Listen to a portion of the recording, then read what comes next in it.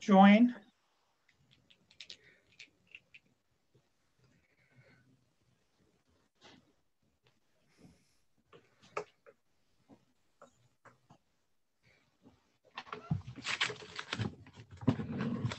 You can go ahead and start, Brian, whenever you're ready. Okay. All right. Well, good evening, everyone. Welcome to our February board meeting. As you may notice, this session is being recorded. So just want to make sure everybody is aware of that. I know you have a little pop-up that you agreed to. We have a packed agenda tonight. So just going through it quickly, we're going to be, Nikki will be giving the membership and treasurer update. Then we're going to be talking about the MCC PTA draft resolution on the SRO program. And then finally, we're going to get to the most important part of our evening, which is the return to school update. So we'll get to that as quickly as we can. So I'm going to turn it over to Nikki. So Nikki, you can go ahead with her updates. Thank you, Brian. Okay, well, I will keep this really brief tonight since I know everybody's here for the back to school presentation. Just a quick update that through the end of the year, we're at a total of 961 memberships. And as far as the treasurer's report, I'm not going to go into a lot of detail right now. What I'm going to do is post it up on the PTSA website. And so after tonight's meeting, when I post the recording, I will also be sending a link. We will have the presentation that's going to be going on tonight. Ms. Bolden will be sending me the slides after the recording. And so those will be posted with all the links that you will need. So all of the materials that you see here tonight, that will all be on our website, and I will send out the links later tonight. So you don't need to worry about asking, how to get those slides or those materials. You will all be sent those links. So that's just a quick membership report. Also, I am working on sending out digital membership cards to everyone and figuring out how to do that in the new system that we have. If anyone is on this call and needs their membership card, I do have access to print them individually. And so you can send me an email and I can get that for you. Also in the email that I'll be sending out with the link to the recording will be the link to Friday's Principals Coffee Chat, as well as information about open positions. We will be having a nominating committee that is forming. And so I'll be sending out information on that for our open positions for our elections that will be coming in May. So with that, I will turn it back over to you, Brian. Thank you, Nikki. All right, moving on, we're going to move down to our next topic is the MCPS School Resource Officer Program. We have the Montgomery County Council of PTAs. That is our county umbrella for PTAs. They oversee all the county local PTAs, and there is a draft resolution that we need to discuss. And to give you an overview is Anand. So I'm going to turn it over to Anand for that overview. Hi, everyone, and thanks, Brian.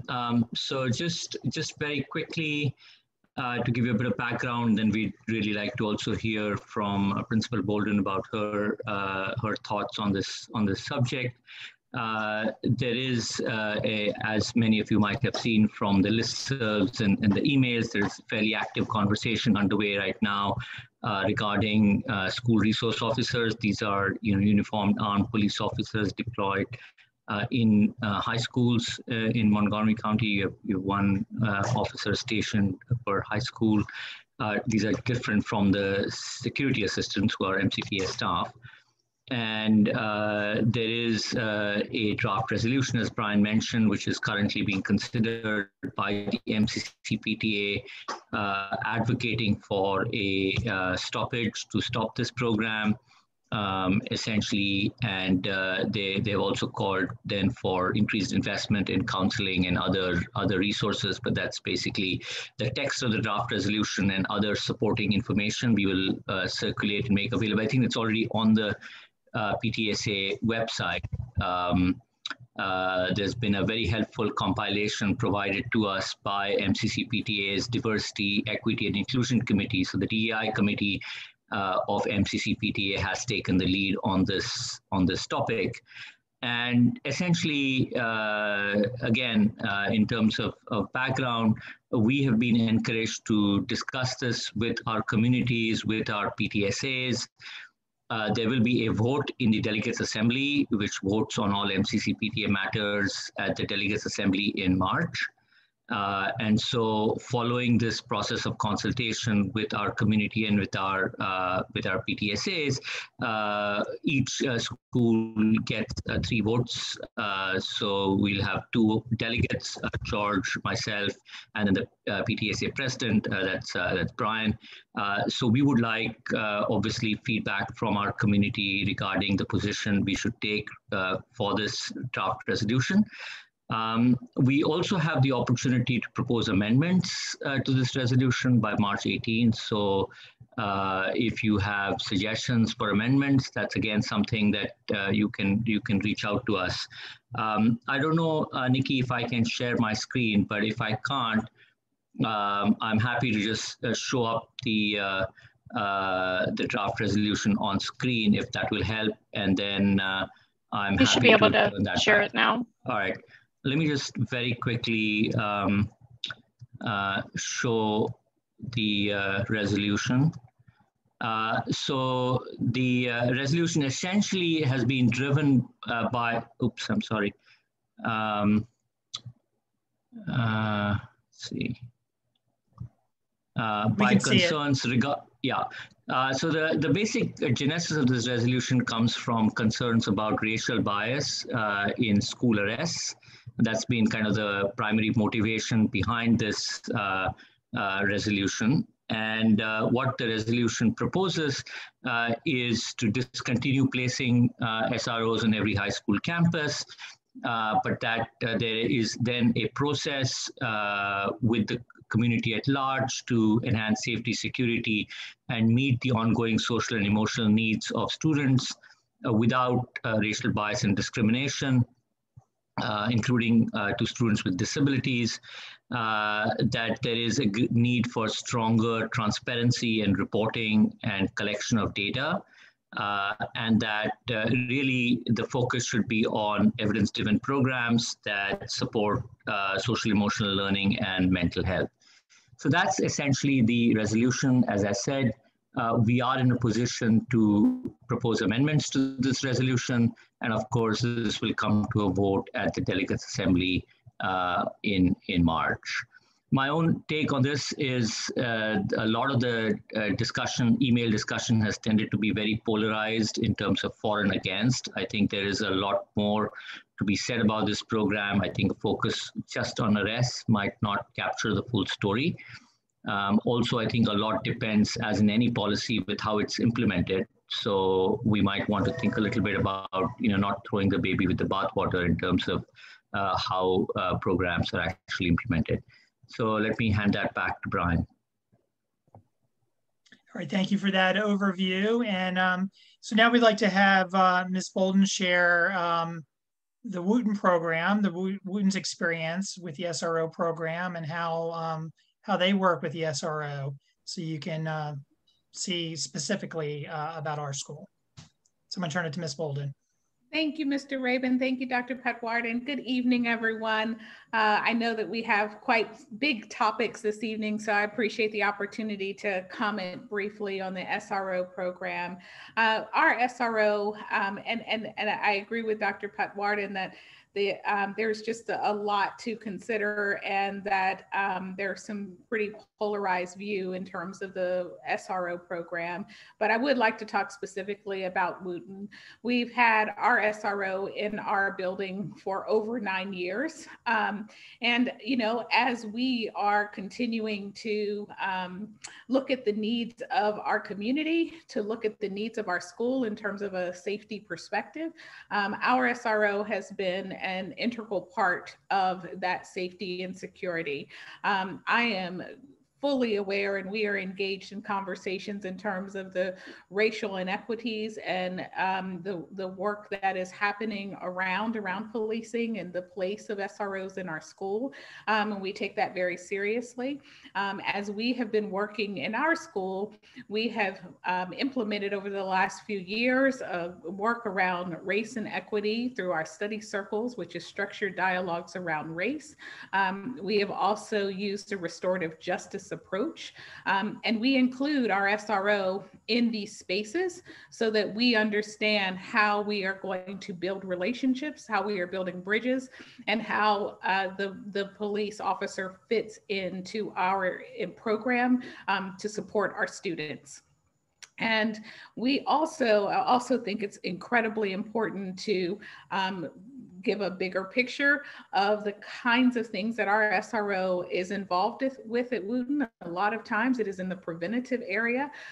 We are trying very hard, in addition to relationship building, to make sure we understand what is happening. There are illegal activities, obviously, that occurs on every campus. And how do we work with our SRO? How do we work with our students and our families to ensure that the best possible result can happen for our students and for our families? And so I believe that the SRO program is a valuable resource and tool for our schools, and Wooten in particular. I believe that there is a way to work within the SRO program to ensure that it is being used appropriately, that all students are treated with respect, and that the racial biases that we're seeing are addressed. Our SRO, like I said, has in place of consequence, we have used her in community circles when things have happened. And so really there is a room and space for continued professional development around issues of race and equity as well. When I look at the safety of our school, I'm also looking at threats made to the school. I'm looking at illegal behaviors that occur on the school campus, and you know, drills, everything that also encompasses a busy school community that is a microcosm of our society. And trying to weigh all of those areas and having our SRO present. And so my position is that, again, I think the SRO program is vital. There is a way to use it within the school and ensure that our students are developing positive relationships. And that is what we have endeavored to do at Wooten, and will continue to do so. I know that we have quite a few agenda items, so I will pause there, and I hope you know, that we'll consider how vital the SRO program is.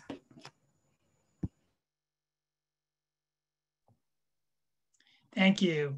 So for any feedback, we do want to get feedback from all of our membership. And for feedback, please send it to myself, Anon, and George Sellers, who is our two delegates for the MCC PTA.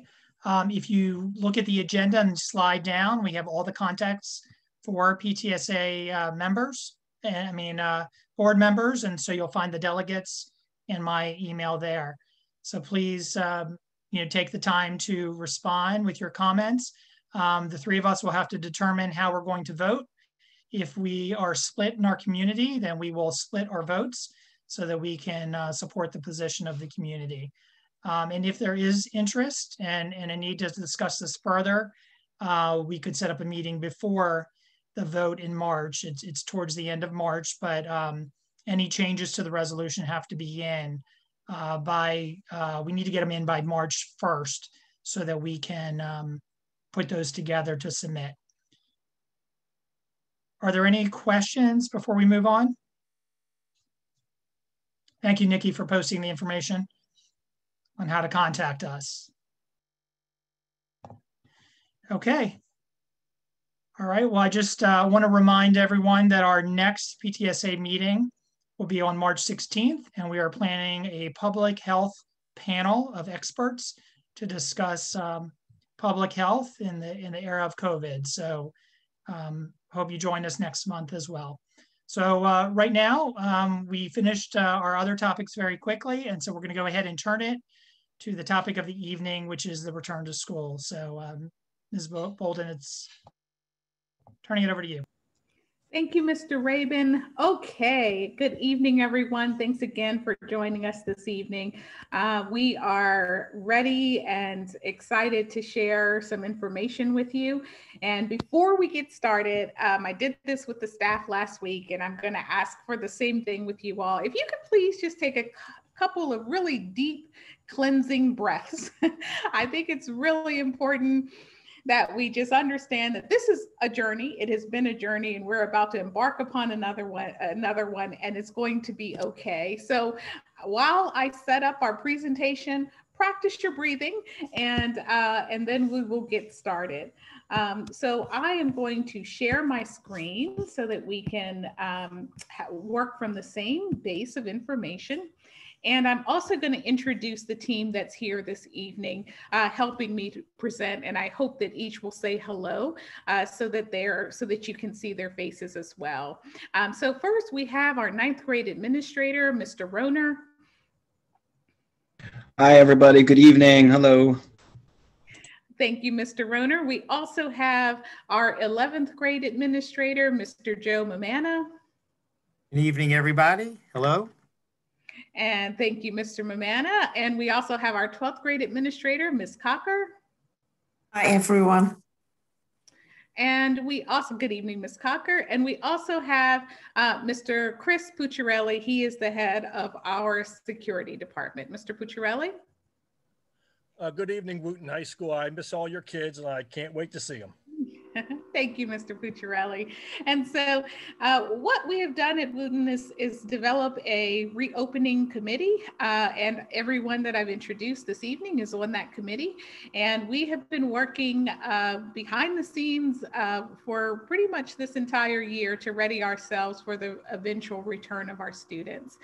And so what we're sharing with you this evening is our preliminary plans, just to try to give you a picture of what to expect at Wooten. What are some of the drivers that are allowing us to make these decisions, and really to also engage you in conversation and provide and get some feedback from you.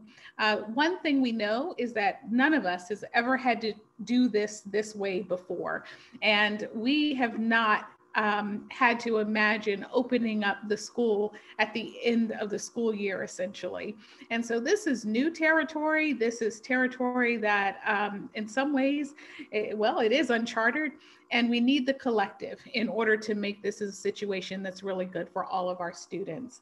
And so I'm going to ask a few things. Number one, if you can just bear with me as I get through a little bit of data and grounding ourselves in what we know and what we're responding to, and then give you some, so I'll be presenting some information from the Board of Ed meeting that occurred last week that grounds and roots our decisions in terms of what our next steps are. And then we'll be giving you some information around Wooten specific. And then we'll have some time for breakout rooms and Q&A and opportunity to hear from you and give you some to get feedback from you, and also collect all of the wonderful questions that we've been asked so that we can think about this holistically and making sure that we're addressing all of these areas. So as I said, the first thing I would like to do is begin with what we know. And part of the area that has been so challenging, of course, is that, we want to make sure we're all operating from the same starting place and that we all have the same information. And so last week on Tuesday of February 9th, the Board of Ed made some decisions regarding the return of school, who would return when, and some areas around how we would return. And so just to make sure that we're on the same page, once again, I'm going to review some of the big picture highlights of the decisions that were made, and I'm going to use their presentation as a way to do it. So I'll first begin with and I may move around just a little bit, just so that I can make sure you understand how it connects with what we're doing at Wooten. So the first piece of information we received is that we will have some of our students returning to the building as early as March 1st. And the students that will be returning March 1st for Wooten, well, first of all, this was the determination who would be returning in March. One group is our specific special education programs. And we see the possibilities here: autism extension, school community based, and special schools. And Wooten has a wonderful autism program and a wonderful SCB student program. So we are really working with our autism and SCB teams for their return on March 1st. Their schedule is on the right here, where we have 4 days of in-person learning and 1 virtual day. And because these are discrete programs within Wooten, we have some flexibility in terms of this program having a direct model of instruction to make sure that we are addressing the needs of our students in our autism and SCB program. So this is the first group that is returning, and they have a March 1st return.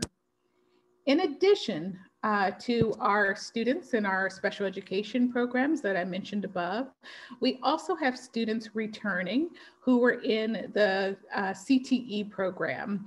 We have a number of students who participate at Edison, and in order to complete their programs at Edison, they will also have a March 1st return. While this group will be participating in person at Edison, the work that they do with us on their academic program will remain virtual. So this is yet another group that is slated to return on March 1st. And then we get into March 15th. And I want to tell you once again that some of these details are still being worked out, but I wanted to just start with this overview of who will be returning when. The board voted on students coming back in phases.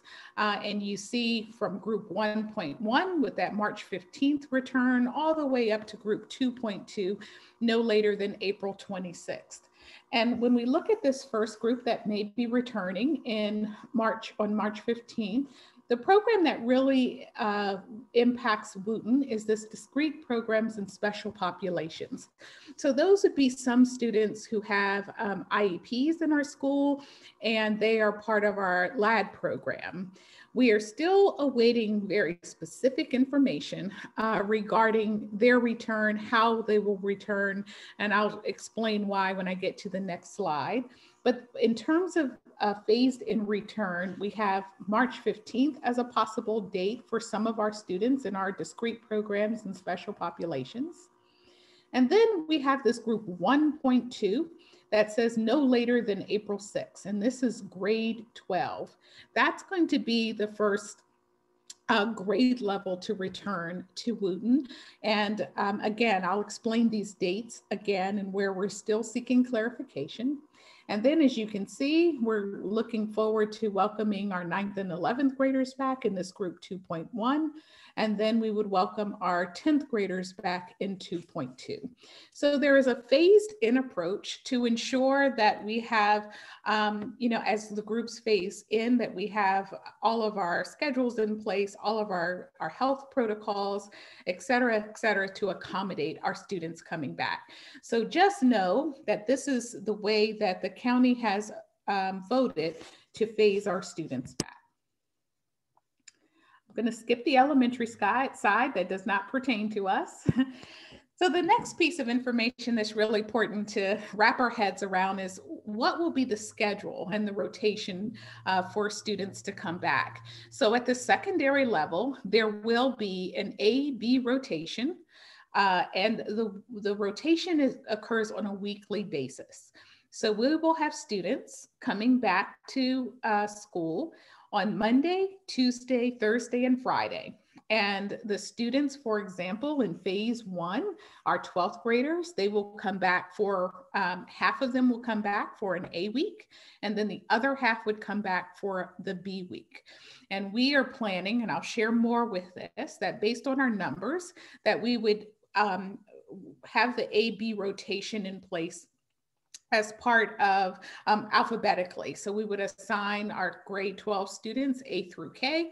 They would possibly be the A rotation, and students with the last names L through Z, who are 12th graders, will be in the B rotation. And so we have to think around how we are going to rotate our students in. So that means that students will be in school. The students who are electing to come back in person will be back every other week. And I also wanted to point out these dates at the bottom. So this gives us more clarity that we're really looking at for phase 1.2, this April 6th start, and then 2.1 in April 19th start. Again, I want to get more clarity around the dates and what it represents, the optimal starts dates for each phase. We believe that that is the actual date that students will come back, starting with 1.2 and ending with 2.2. But we will be sending out messaging in advance to let you know when your students will be coming back.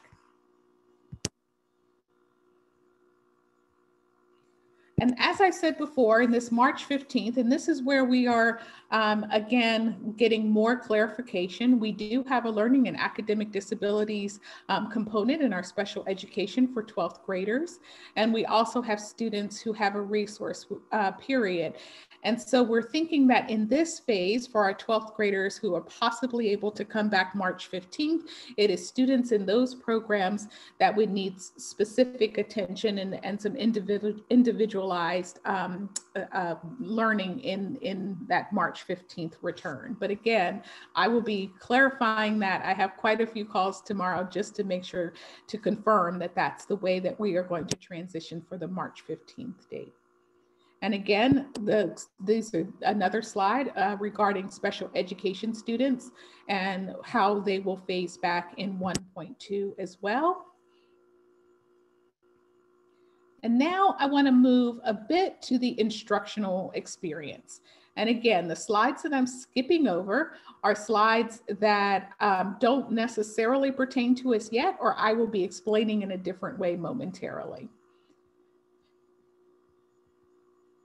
So first, I want to talk about the adjustments to the calendar to accommodate the in-person learning. As you can imagine, that our students and our staff, we've all been out of school for over a year, and there is going to be obviously some training needed, time for classroom and prep and all of that for staff when they return. And what we see here is that there have been some adjustments made to the calendar so that staff will have 3 days to prepare for the return to school. And depending on when students are coming back, that 3 days will occur. But what I want you to take away here is that there will be 3 days. Spring break will remain as scheduled. So we will continue to have a spring break. And the last day for students will remain June 16th. So there isn't any change to the calendar to account for this adjustment for this 3 days. So once again, the way that the staff preparation will work for our March 1st launch. So for Wooten, we have our SCB and autism program. Our staff will be coming back February 22nd through the 24th to plan. And actually our staff was in the building last week to begin all of that planning. And then for March 15th and beyond, all of our staff will be back March 8th through the 10th to prep for the return to in-person education, in the in-person experience. The way that it is for the March 1st launch for our selected programs, SCB and autism, is that there will be some, we will have sub-coverage in order to accommodate the teachers being in the building. And then for the March 15th, all school staff, March 8th will become a professional day, and March 9th and 10th will be asynchronous instruction for students. And once again, we will communicate with you through Canvas and whole school in terms of what those days will look like for our students while our staff is at school preparing. The other really big piece that's important is around transportation and bell times and schedules. And so when we return to in-person, March 15th and beyond for most of our students, March 1st for our students in our discrete program, we will be returning to the high school schedule for transportation purposes and bell times for 7:45 to 2:30. So transportation will return pre-COVID for students to catch the bus and to come to school. And we will dismiss at the same time at 2:30. We will maintain, however, the virtual schedule.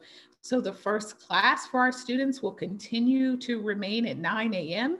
and the schedule that the students are currently following, the virtual schedule, will be in place during this transition and for the remainder of the school year.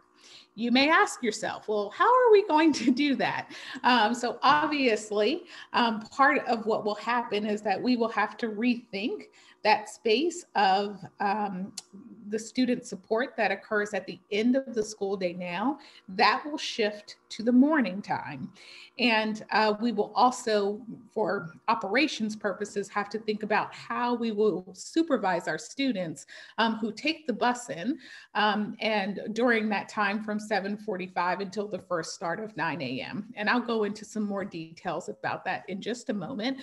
But I want everyone to understand that for transportation purposes, all of the schools will revert to this schedule, high school, a 7:45 to 2:30 schedule. As of March 1st, we will be shifting our staff hours, main office staff hours, to accommodate this return from 7:45 to 2:30. And finally, I just wanted to share the communication launch. We are working now to, with our families to communicate for those families whose students will be coming back March 1st. And this gives us a timeline for that. And additionally, we will begin communicating with our families who will be coming back March 15th and beyond, so that everyone is aware and very clear on which groups you're in, when students will be coming back, et cetera, et cetera. There are a lot of moving parts here and we're working through them, but we just wanted to let you know that we will be in touch with you to start planning, to start sharing our ideas, and really make sure we engage and we understand all of the concerns and questions you may have about this return. I will go into where we are with our data in terms of recording responses for in-person and virtual, and also our process if there is a change that a family wants to make at this time. So I'm not going to spend any time with these slides because I have that a little bit later in our presentation. So now to layer on what we know, I wanted to share some very specific data around who we are planning for and what it looks like. Essentially, when we look at our data, and this was as of yesterday, you can see that we are pretty evenly split between the number of students and families who are coming back in person or who indicated when the survey was first taken that they would like to return in person, and the number of families that have indicated that they want to remain virtual by grade level. And so it's very important to just kind of see the numbers, because essentially we are 50-50 split here, and we have to accommodate all of our students, this grand total of 2032, and we have to make decisions that will make sure that all of our students are well equipped, that they're getting everything that we can possibly give them during this time and during this virtual environment and during the reopening. And so just want to put that in perspective. And also just want to share that sometimes when we hear about differences in every community in terms of their approach to reopening, the driver for this, of course, are the numbers. How many students do we have that are coming back in this phased-in approach? How many students are remaining virtual? And as you can tell, as you can see, that when we're evenly split like this, we really have to think about, again, how do we make sure that we are accommodating all of our students and all of the decisions that are being made in terms of students coming back. And so I just want to have you keep this in mind as we move forward. So the other thing we really sat with in terms of our priorities as we return to school, it's really important for us to think very carefully around what that student experience is for our students, for our staff, for our parents, for everyone. Because I know you know this because you've been living it every day, but our students have been out of school, out of the brick and mortar school for what will be a year by the time we start transitioning the majority or some of our students back in March 15th and beyond. And so when we think about that, and we think about students who are our ninth graders, our current ninth graders who have never stepped foot in Wooten in an academic sense. They may have visited or seen it, but they've not had orientation. They don't know where classes are. There's a lot to consider around, how do we then transition our students back? In addition to that, we've all been living in our very safe bubbles for the most part. We have been very much trying to heed the advice of the CDC and making sure that we are social distancing, making sure we're staying in close quarters with only our families and knowing who's in that bubble. Well, as you can imagine, coming back to Wooten after being so safe will require a lot of work around making sure students and staff know that Wooten is a safe place to return. And so we have really been focused on, as we are transitioning this in the spring, making sure that we are concerned about the psychological, physical, social, and emotional well-being of our students, all of our students.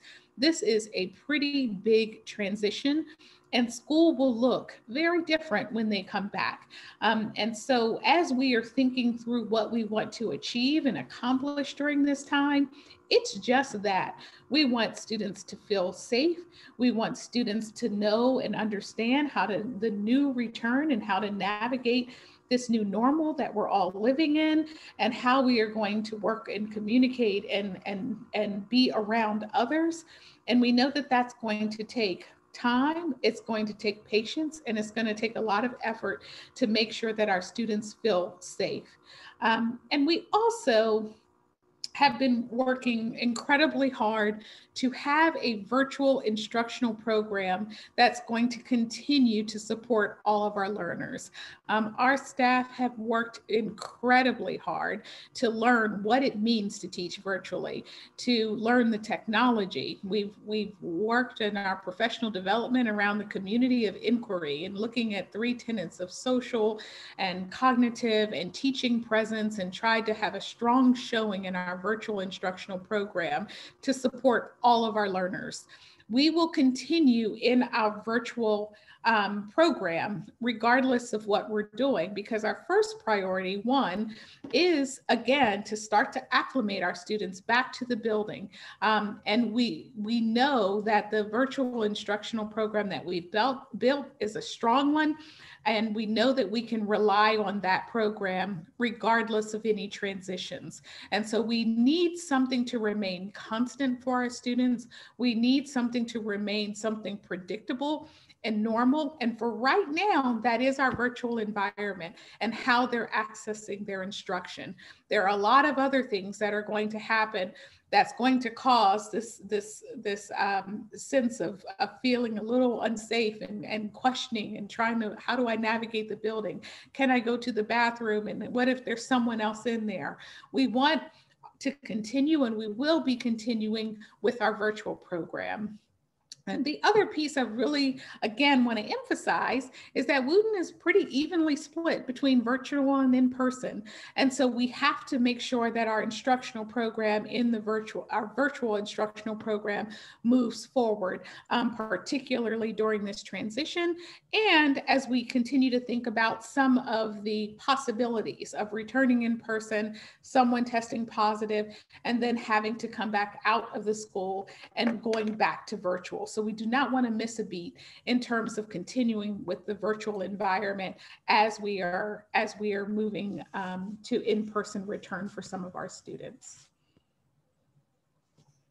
So at this point, I want to dive in a little bit more around, well, what is this experience going to look like? What is it going to be like for our students? And what have we done to ready the physical environment to ensure that our students and staff are safe and that we are really clear about how we're going to move through the building. So with that, I'm going to turn it over to Mr. Pucciarelli, and he's going to talk about the operations and some of the work that you will see in terms of the physical environment. Mr. Pucciarelli? Good evening, Wooten. Just to let you know that we went with a theme. I went and looked at several schools, and I felt that we needed a theme instead of just a couple arrows or a couple signs. So we went with the driving theme. So just like if you're driving down Wooten Park, where you're going to have some arrows, you're going to have a yellow dividing line. We're going to have some big cones up that just actually shows you, the kids give them a real good visual. So when they're looking down the hall, they're really going to know where to go and so forth. Now, the pictures really won't give you a good idea because you really need to see it in person, but we took some pictures to try to give you that sense of what the kids are going to be looking like in the hallway. So the first couple pictures there, the guy to the left is the person who's got to make sure all this works during the course of a day. And then you see a couple pictures here with arrows, yellow line going into our commons, and you can see the cone and the yellow rope that separates the kids, because commons is a big area where the kids will try to congregate, and we're trying to keep them moving to class. Next, we have a picture of a stairway. You see the big stop sign, down only, do not enter signs, and the one-way signs. And then we have more cone and a couple more cones coming into the building. And Kim, if you can slide down, I don't know if you can, here we go. And then again, we only have, all our hallways are going to be two-way. We only have one hallway that's going to be one way because of the way our stairwells work. Our stairwells are going to be one way up or one way down, except a couple that are both ways where it's wide enough. And the reason we did that is because we want to keep the kids moving along. Just get them from class to class, social distance, and so forth. So the one hallway you see there at the big arrow is a small hallway. We have one class down there, and we just kept that one way to accommodate the way we did our stairwells. And over here, you can look at this classroom, which we did. It just shows you that we're going to be social distancing the kids in the class. There's plenty of room. Not necessarily that this class, the way I did this classroom, is going to be how they're all done. I just want to give you an idea that there's plenty of room. There's going to be 6 or more feet between the students and so forth. And I'm not sure if I got any more pictures on there, Kim. Yeah, and then you can see this is a typical intersection. To the left, you got the arrows, you got the yellow lines. If you look up at the bathroom there, it's boys' bathroom, maximum occupancy 2. There's signage in the bathrooms. There's signage outside the bathrooms to let them know about social distancing, washing hands, face masking, and so forth. And here you have in the commons where you have some green marks for social distancing for the kids to stand in line to get lunch. This is one of the areas where they can get lunch. Those green marks are going to be replaced. I think we put them down there just to look at our measurements. I think there was a national run on those stickers for, stand here, but we got some coming. So they'll be replaced this week. And you can see we have just an open, we try to keep them as far apart and keep them moving as best we can. And I'm not sure if I got any more pictures on there, Miss Bolden. Nope, that was the last one. Okay. And we can certainly upload more pictures in the presentation, but we just wanted to give a general sense of what it'll look like. Thank you, Mr. Pucciarelli. Did you have any final comments? No, and we're going to be doing the outside too. We just been waiting for a break in the weather until we get closer to the date of actual bringing kids back with all this snow coming Thursday, because that's something that's going to have to probably be redone on a every couple day basis to keep it fresh. So we're waiting for a couple of days before the kids come back, and that's pretty much all I have. Awesome. Thank you so much, Mr. Pucciarelli. Thank you.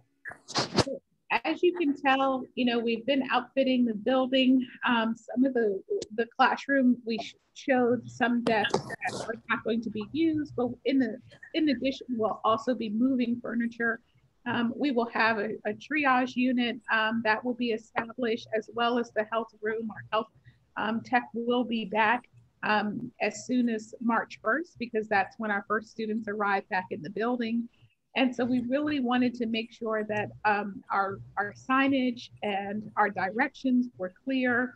And as I said before, this is going to be an adjustment to our students. We really want to make sure that it is bright, they understand where they're supposed to go, where they're not, and make sure that they're really clear on the safety protocols and that we're putting in place in order to ensure everyone's health and safety. And so with that, we really wanted to try to help visualize what the return will look like. And so I am going to turn this over to Mr. Rohner, who will give some highlights in terms of the day, in terms of what we are planning for with the return. Mr. Rohner? Yes, hello everybody again. Brad Rohner here. Very excited to be here to talk to you guys.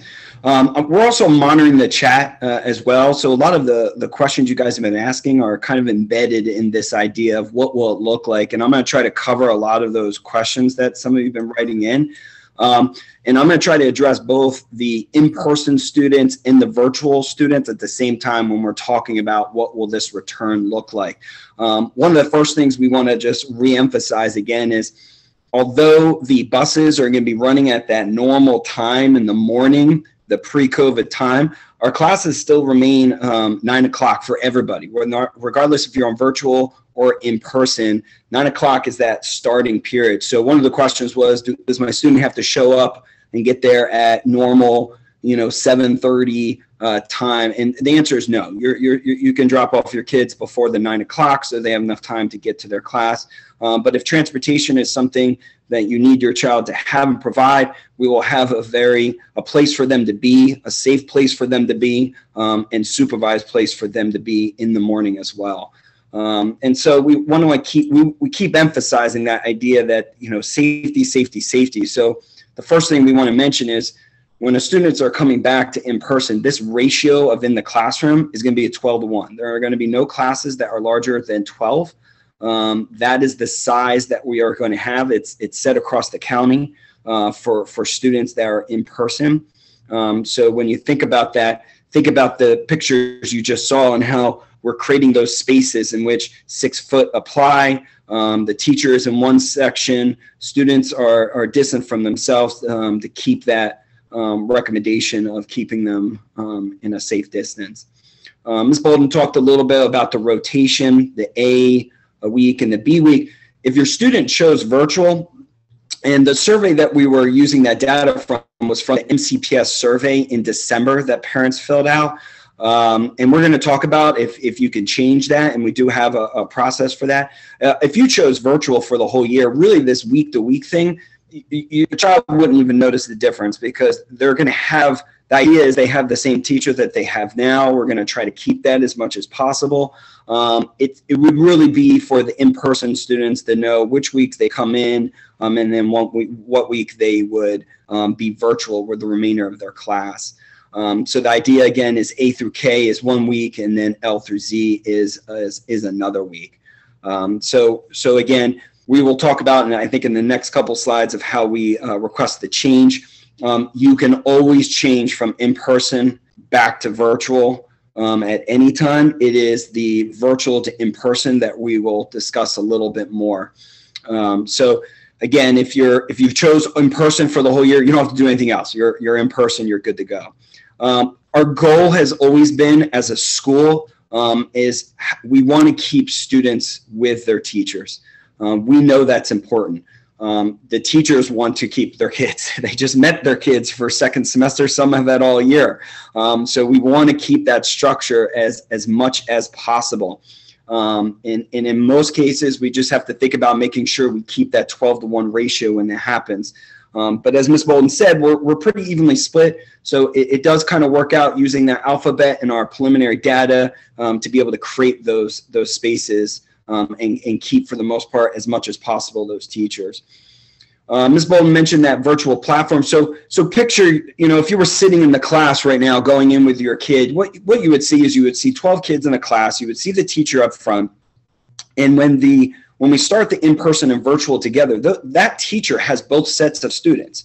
They'll have some students with them in person, and they'll have some students with them virtually. So the teacher is really going to be in the front. They're going to use their Promethean board that's also going to be linked to their laptops so that the students in person and the students virtually are seeing and hearing everything at the same time. The difference comes with, if any of you have seen some of the classes that are taking place virtually, sometimes the teacher uses like a breakout room. Well, the breakout room for in person is very easy. It's the kids right in front of the teacher. They're able to ask direct questions and really get information there. If the breakout rooms are using virtually, the teacher again is monitoring that virtual learning classroom experience as well. As we start, the teacher is going to be using virtual. We want students to bring in their Chromebooks. We're going to be utilizing them a lot with their earphones because that is the experience that we have been using and we're comfortable. And as we transition, we will see us, we'll see more mobile use of the teachers, getting more comfortable going back and forth. But it will be a transition for all of us. But that's what I was trying to kind of get a picture of the virtual experience for you from a parent's perspective and also the student's perspective. Some of the questions were, okay, what do we do between periods? How much time is there between periods? Well, luckily, the virtual schedule that we're still using still has 10 minutes. And that's great because we're going to need that because we're not just going to release all the kids that are in the building and say, okay, go to your next period. We're going to have to do structured release periods so we're not having a large amount of students in the hallway. I know students' first thing they're going to want to do is come back and socialize, and we want them to do that in a safe way. Same idea goes with when I talked about a little bit about the morning time. When students come in, they are going to be placed in structured environments with a 12-to-1 ratio, even in that morning between that 7:20 or 7:30 when they arrive on the bus, and then up till 9 o'clock. Same with lunch. We are going to have areas in which are safe for them, that they can distance themselves, whether it be in the classroom or some other areas. But we're really going to try hard to keep, especially in the beginning, the distance between them. And like Ms. Bolden, and I think we've all said, once it gets warmer, we really would love for them to come outside and eat their lunches in a safe and a structured environment where we're kind of chaperoned as well. Other questions I just saw, and I hope that answered some of them. And, as we continue and as we plan, a lot of questions are coming up, and we are trying to get answers as quickly as possible to you as parents. And we're going to have a Q&A also that we're going to kind of share with you a little later so you can ask even more questions and then see the responses. But again, we are trying to keep students safe. We want students safe, and we want them to have a wonderful experience when they come back in the building. So thank you, and I will see you all shortly once we get into our breakout rooms. So thank you. Thank you, Mr. Roner. So, as you keep hearing, there is an emphasis on safety. There is an emphasis on our transitioning students back and being thoughtful about it, continuing with the relationships that they have with their teachers and really understanding and unpacking all of the implications in terms of what will need to happen in order to bring our students back in a safe fashion. And I wanted to come back to a few themes. And one is there is a connection here to the MCPS website that around safety and MCPS safety and health procedures during the COVID-19 pandemic. If you haven't watched any of the videos or seen any of the resources that are attached to our MCPS page, I would suggest that you do so. It's quite informative, and it's also very helpful in terms of transitioning students back and really understanding some of the protocols that will be put in place, but also helping them to understand here is what we're all going to do to ensure that we are safe in our dealings and in the way that we operate within the building. There's also, as I said before, I'm thinking of this return as the return of a new school year. Again, you know, students have not been in the building for quite some time. So we are going to ensure that we do a lot of communication with students and offering virtual orientations for all of our students and an eye specifically on each grade level and what it is that they're going to need to begin to come back to the school and feel that confidence and feel safe in terms of returning to the school. We also think it's really important that we communicate with you in terms of schedules and what the plan will be for contact tracing if a person tests positive in our building. And these are also system-wide components that we will be rolling out as well. We also want to make it very clear about our expectations for social distancing and mask wearing for all students. This is truly one of those times that everyone has to work together. We all have to have the same standard of health and safety protocols so that we're all safe during this time. So we're going to be very clear around what our expectations will be for social distancing, for mask wearing, and implementing that. There will be some changes for some of our parents who, find themselves dropping off lunches and things of that nature. We will have to really put some controls on that and not allow that kind of exchange, because again, we're thinking about, should there be a positive case, we have to do contact tracing with everyone who has accessed the building that day. And so as we are thinking about our communications, as we are thinking about our plans, we really are once again going to come from a health and safety perspective, and we want to make sure that we're very tight and very specific around what can and can't happen so that we can ensure all of this safety. And we know that this is, again, new and different for everyone. It's going to take us a while to adjust. I've been working in the building since the summer, and I go in every day, and it took me a little bit to make sure I knew how I felt safe in the building. And I am sure that that adjustment has to be made for our staff, for our students, and for more for our community when they begin to access the building. So please know that as we are continuing to build upon our plan, continuing to look specifically at our data and who's coming back when and where, we will be updating our students and our families regarding what it looks like, what it is that we need, and we'll be staying in constant contact as we're returning to in-person. There was also, we also needed a way. So the other thing that I've been hearing a lot from parents in your emails is this is a big decision, and it's a tough decision in terms of returning. And so much has changed from the time that you filled out that survey in November, December timeframe until now. We have vaccines in play. We have, a variant of the COVID in play. We have, family dynamics in play. There is so much that is highly individualized when you've made this decision. And I want you to hear, we understand that.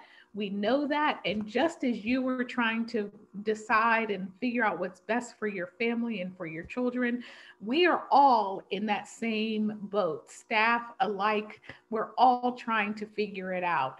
And so as much as possible, we are going to work with you. And we understand that maybe when you filled out that survey in November, for example, you thought it would be best for your student to return whenever that was. Well, you didn't know it would be March, and virtual environment may be working really well for your student, and you want to change. So we are going to the best we can to accommodate all of the shifts and changes that parents now think is in the best interest of their student. And so what we've created to also help us manage this, and again, this link will be shared widely with our community tomorrow, and with you, obviously, is a form so that we can really understand and make sure that we are capturing what it is that you would like to do. If you are thinking that you would like to, I'm going to go with the first option first, that perhaps you ask for in-person, and now you want to switch to virtual, then that you would use this form to be able to do that. We're asking for a little bit of demographic information here so we know who you are, your student, and what it is that you're requesting. And then you just submit it, and our staff will make the change immediately. If, however, you selected virtual and now you would like to go back to in person, we are going to be able to accommodate that on a wait list kind of basis. And so just understand that we're trying to accommodate this in-person return, but in that is we need to see how our return goes. We want to make sure that it's safe. We want to make sure we understand the nuances of it and we keep the 12-to-1 ratio. And so if you were thinking that you would now like your student to return to in-person, then of course we are going to ask you to fill out the form there as well. And we will do our very best to accommodate you. As you know, as I shared with you in the data at the beginning, we are evenly split between virtual and in-person. And in order to keep the ratios, in order to keep our students with their teachers, we have to make sure that we're able to accommodate if there are more families that want to now go in person. And so that we'll have to wait and see how we're able to do that. But we encourage all families, if you are considering a change, to please let us know and update that parent preference so we'll know exactly where you are now. But again, just remember that we know, and again, these are very difficult decisions, and we know you're doing your best to manage them, and there are unique circumstances with every decision that you're making. And regardless, we are committed to giving all of our students the best experience we can with our virtual learning environment as well. So with that, I'm going to shift gears just a little bit and ask Mr. Mamana to give a little bit of information regarding our athletic program, because not only are we returning for in-person, we are also scheduled to return for our athletic program in person as well. And we wanted to give you the latest information since the deadline is coming up close. So Mr. Mamana, would you like to share this slide, please? Sure. Thank you, Ms. Bolden. And again, as everything has been prefaced, based upon our health metrics, providing the health metrics allow, activities and engagement will be offered in the in-person with athletics. If not, then the virtual engagement opportunities will be offered, pretty similar to what the students experienced earlier with the virtual athletics. Participation is obviously optional. All activities, engagements would comply with the CDC, also the Maryland State Association of Athletics, and of course, the COVID-19 Task Force for MCPS. Conditioning, skill-based activities and team practices need to occur for 20 days. And then after that 20 days, a contest would occur. Now, again, that would probably lead us, if you look at when the fall sports in person starts, which is February 27th and will end April 17th. With that 20 days, you're looking at the end of March, in which if the metrics allow, competition could occur at that time. If they do not, then the conditioning and skill-based activities and team practices would continue. Below are the list of the fall sports. I know when I sent out some information about on a Connect Ed about signing up for the in-person through the parent view, I got several responses back from parents saying, you mean the spring sports season? No, this is the fall season. Actually, the spring season, it will occur after April 17th, providing the metrics allow that as well. Out of all of the fall sports, 2 of them will remain virtual, which will be cheer and palms. Also, registration, I mentioned it just a second ago, is through the parent view. And when you go onto the parent view, it gives you the information where you can load all the documents. There's several permission forms, a COVID form, as well as a physical.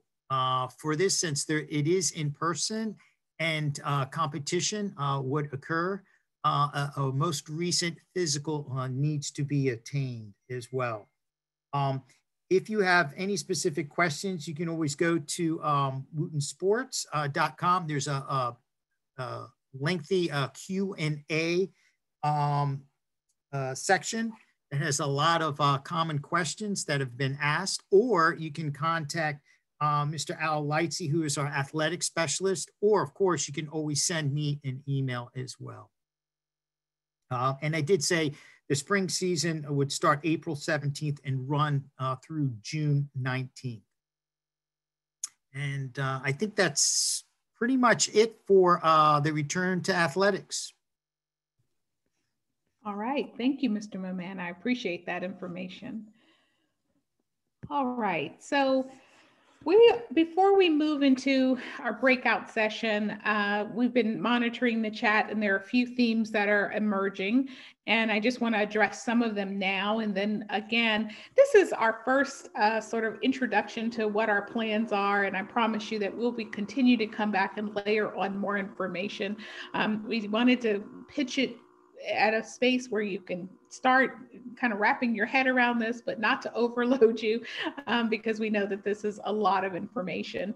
But one of the themes is around temperature checking, COVID test requirements.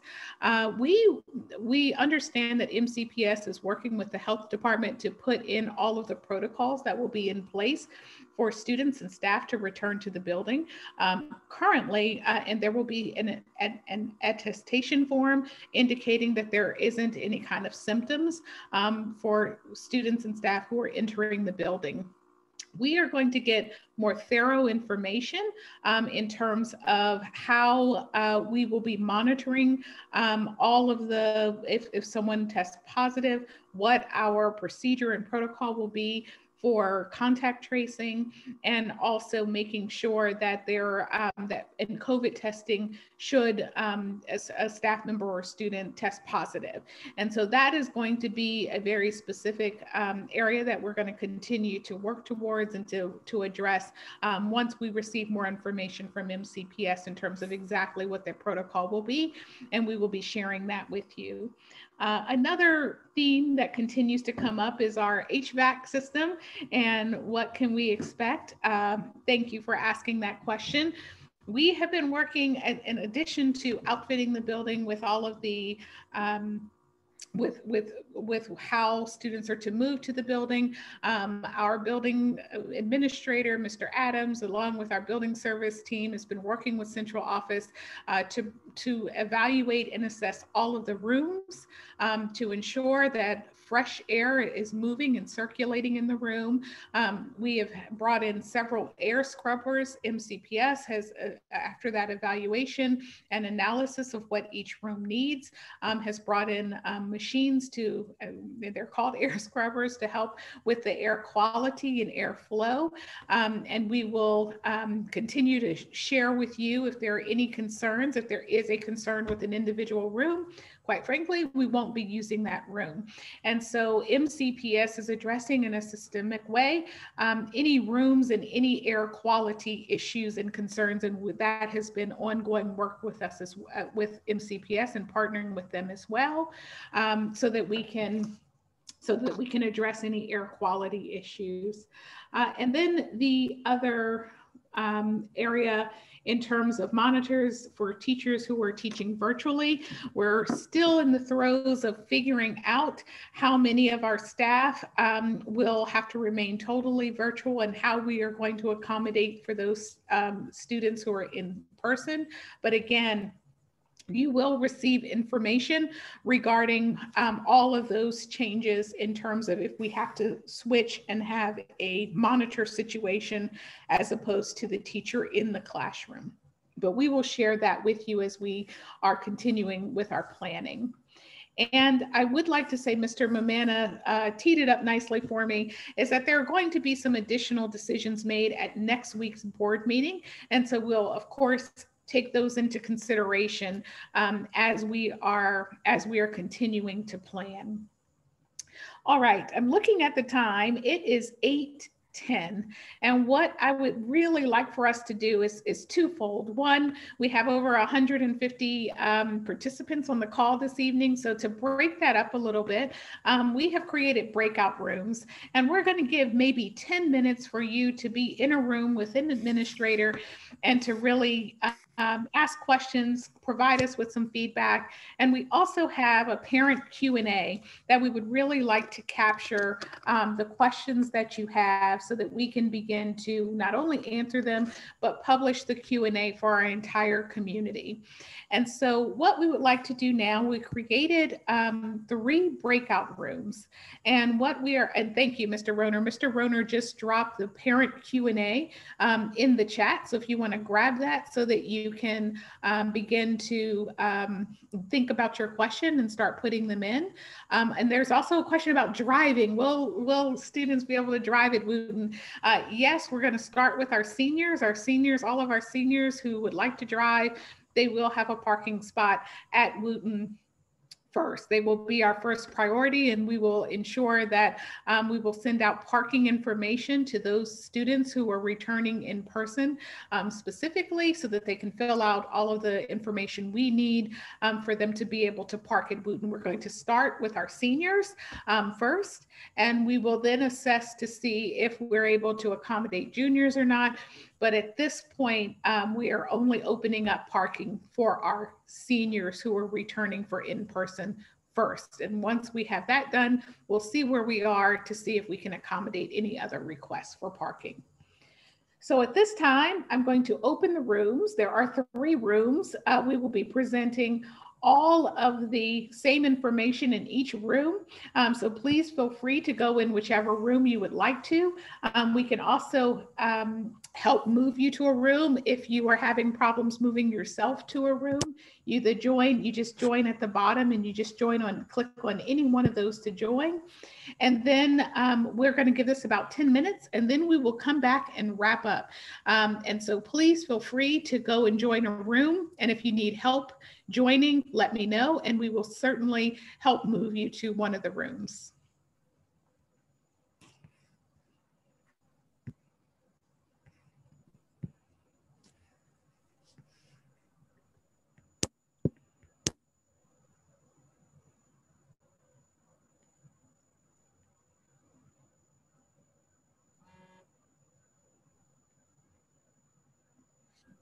I didn't get an invite. How do I move to a room from the phone? Let's see. Let me see if I can grab your number.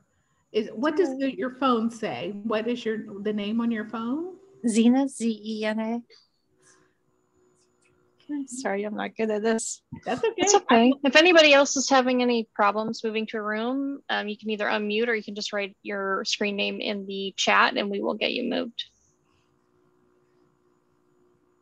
I need to be put into room 2. Okay, Mr. Mamano. Yeah, you need.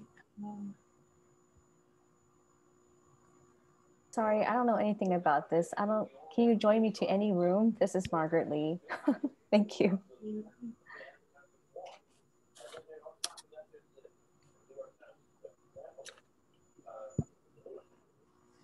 Joe, did we move you?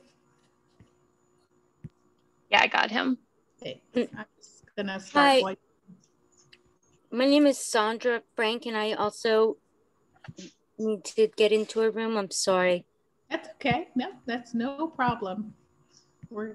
Is there a list of what the different rooms talk about, or all going to be the same, and it's just an opportunity for you to ask more questions, so it doesn't really matter. Yep. Okay.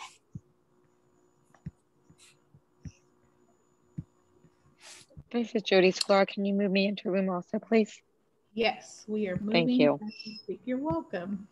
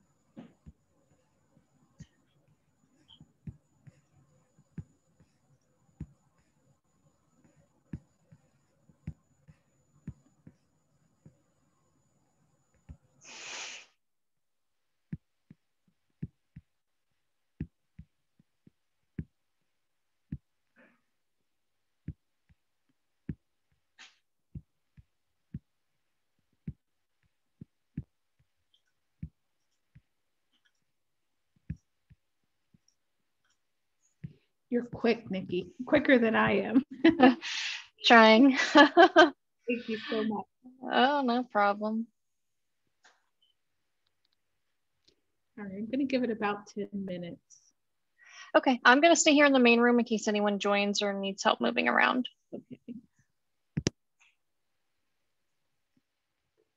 Let's see. Where's Miss Stern? Trying to move her to the... Oh, should we pause recording for a bit?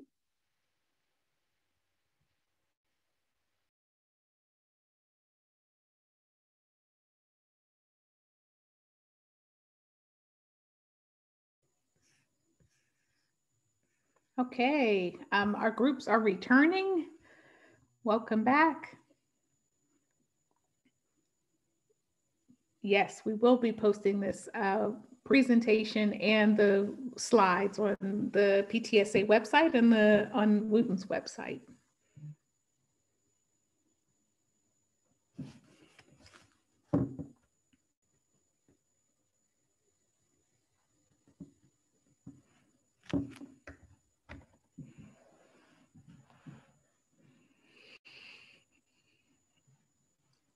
All right, welcome back, everyone. We're at the conclusion of our meeting. Mr. Lightsey, are you in the audience? I am. Hey, Mr. Lightsey. Mr. Lightsey is our athletic specialist. Did you want to say a quick hello? We did go over some of the return for fall, but if there were any questions or themes you wanted to address, please feel free to do so. I did get into all of the breakout rooms, and I did get to speak in all of the breakout rooms, and I do want to say hello to everybody.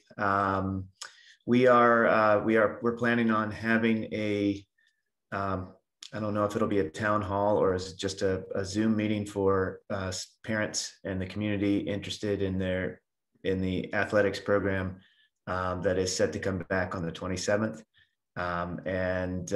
We're just waiting for a day or two after the board meeting just to find out exactly what is going to happen. So there's a lot of uncertainties with athletics as well. But we are currently registering students for fall sports. And like Mr. Mamana said, every fall sport listed there.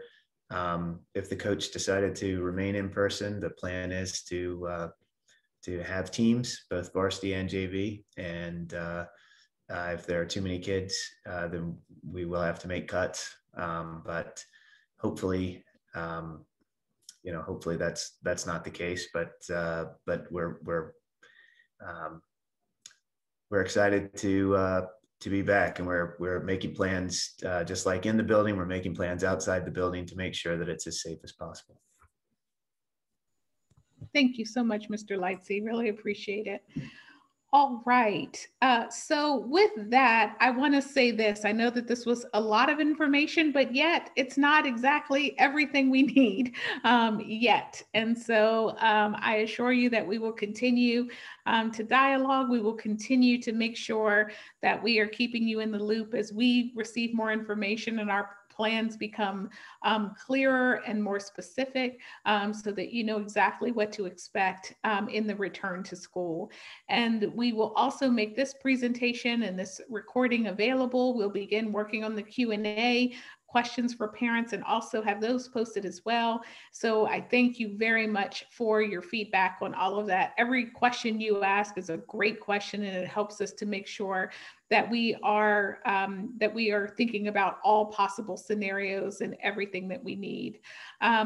With that, I'm going to say I hope you have a great evening. I appreciate your time and for entrusting us with your students. We're going to do all that we can to make this transition back a good one for all of our students, whether they are coming back in person or remaining virtually. That is our primary goal. And we look forward to partnering with you and continuing this conversation. Have a fantastic evening, and thank you again for your time, your attention, and for allowing us to start presenting our plans. Have a great evening, everyone, and thank you.